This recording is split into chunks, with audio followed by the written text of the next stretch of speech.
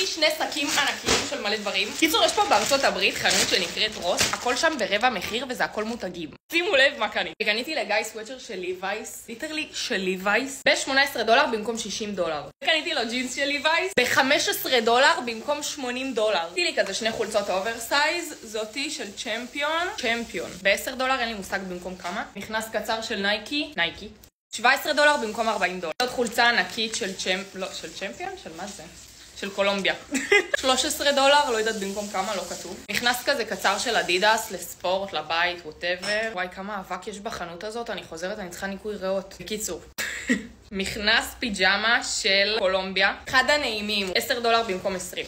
קניתי כזה לשערות של מואנה, כי היא פשוט משילה מלא שערות. סלסלה לצעצועים של מואנה, כי באמת ראיתם, קניתי לצעצועים ענקיים. עוד סלסלה ועוד סלסלה. צמיחת פור חדשה, כי מואנה השתינה לנו על השמיכה שלנו. עוד חולצת אוברסייז שקניתי. סט מצעים בצבע אפור. עוד סט מצעים בצבע שחור, ליטרלי סטיב מדן. די להגיד ליטרלי.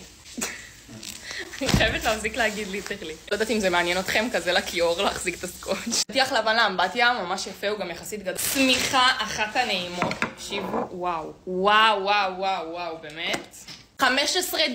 וזהו חברים, זה כל העול. וחכו. איתי ביי.